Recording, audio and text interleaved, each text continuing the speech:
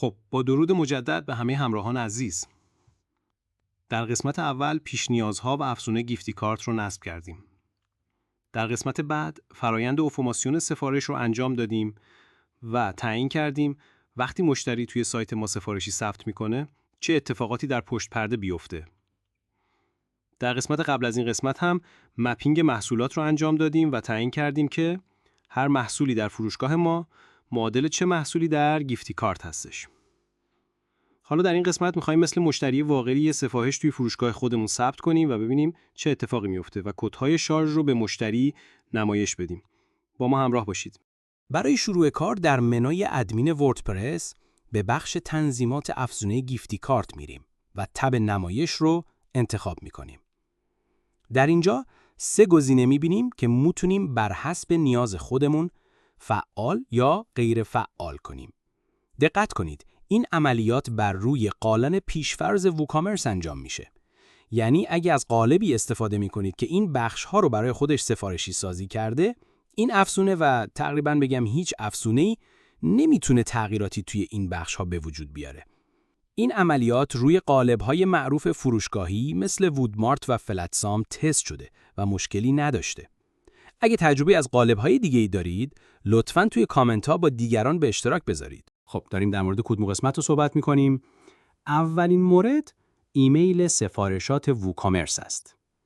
اگر ما این گزینه رو فعال کنیم، هر ایمیلی که ووکامرس ما بعد از تکمیل شدن سفارش برای مشتری بفرسته، حاوی کدهای شارژ خواهد بود. معمولاً در فروشگاه‌های ووکامرسی در هنگام تکمیل شدن سفارش، مشتری ایمیل براش میره. این گزینه میتونه این ایمیل رو حاوی کد کنه. گزینه بعدی افزودن به جزئیات سفارش هست. حالا در عمل همه اینها رو نشون خواهیم داد. اما بگم که این مربوط به پنل کاربری مشتری و سوابق سفارش هست. هر زمانی مشتری به پنلش مراجعه کنه و وارد سفارشاش بشه، کدها رو اونجا ببینه. و گزینه آخر هم افزودن به صفحه تشکر از پرداخت هست. یعنی بعد از اینکه مشتری پرداختش رو انجام داد و از درگاه به سایت شما برگشت، در اون صفحه کدای خریداری شده رو مشاهده کنه. فقط یه نکته رو دقت کنید که در سیستم گیفتی کارت تا زمانی که سفارش تکمیل نشه کدها برای ما ارسال نمیشه. یعنی این صفحه تشکر از پرداخت و اینها اگه هنوز سفارش در گیفتی کارت تکمیل نشده باشه هیچی نشون نمیدن. در آخر بر روی ذخیره تغییرات میزنیم تا تنظیماتمون ذخیره بشه. اگه یادتون باشه گفتیم که تب سفارشات اگه گزینه فعالسازی پردازش سفارشات رو روشن نکنیم، این افزونه برای ما هیچ کاری انجام نمیده. پس این گزینه رو روشن میکنم و در پایین صفحه ذخیره تغییرات رو میزنم. خب کار آماده است. بریم که اولین سفارشمون رو ثبت کنیم. به صفحه اصلی سایت میرم. صفحه اصلی سایت رو میبینید که برای تست هست و برای همین کار ایجاد کردم. وارد فروشگاه میشیم. محصولاتی که در قسمت اول توضیح دادم رو مشاهده میکنیم. وارد محصول متغیری که ایجاد کردم میشم تا گیفت کارت پلی استیشن ترکیه 1000 لیر رو انتخاب کنم و یه خرید بزنیم ببینیم چطور میشه.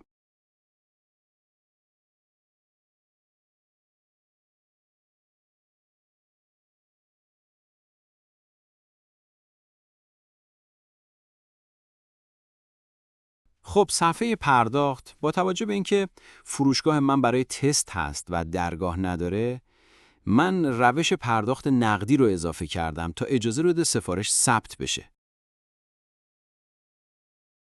خب سفارش ثبت شد و این دقیقاً چیزی هست که مشتری شما بعد از پرداخت مشاهده میکنه. اما همونطور که میبینید خبری از کد شارژ نیست. این به این دلیل هست که تکمیل شدن سفارش و تخصیص کد شارژ در سمت سرویس دهنده اصلی چند دقیقه زمان میبره. برای سندباکس که ما بهش متصل هستیم یه شبیه سازی روی فکر میکنم 15-20 ثانیه تعبیه شده تا محیط واقعی رو شبیه سازی کنه. اما در محیط واقعی این وضعیت ممکنه حتی تا 1 ساعت زمان ببره که معمول اون حدود 1 تا 10 دقیقه هست. این نکته از این نظر حائز اهمیت هست که اگه خواستید این صفحه رو شخصی سازی کنید احتمالاً باید یه تایمری چیزی بذارید که هر مثلا 30 ثانیه وضعیت سفارش رو چک کنه و خب یه لودینگی که کاربر متوجه بشه اقداماتی در پس زمینه در حال انجام هست و خیالش راحت بشه و سردرگم نشه، یا حداقل اینکه یه توضیح بنویسید که بعد از چند دقیقه صفحه رو رفرش کنن یا توی حساب کاربری ببینن. در مورد شخصی سازی صفحه تشکر از پرداخت، اگه پایه بودید برام کامنت بذارید تا یه آموزش باحال براش بسازم. حساب کاربری رو هم باز کنیم.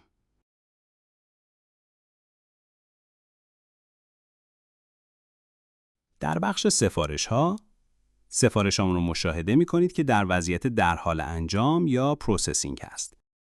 وارد سفارش میشم تا مشخصات سفارش رو مشاهده کنیم. پس شد مشخصات سفارش، صفحه بعد از پرداخت و یه مورد دیگه هم من در ادمین وردپرس سفارش رو باز می‌کنم تا ببینیم ادمین چطوری می‌بینه.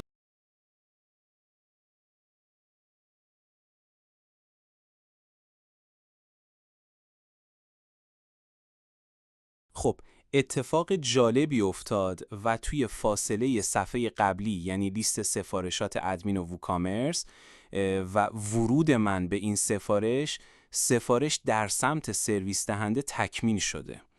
اگه ویدیو رو عقب بزنید میبینید که سفارش در حال انجام بود ولی الان تکمیل شده هست. اطلاعات گیفت کارت خریداری شده هم در سفارش قرار گرفته. این چیزی هست که ادمین میبینه. صفحه تشکر از پرداخت رو هم اگر یه رفرش بزنم میبینید که به وضعیت تکمیل شده تغییر میکنه و کد گیفت کارت به اون اضافه شده.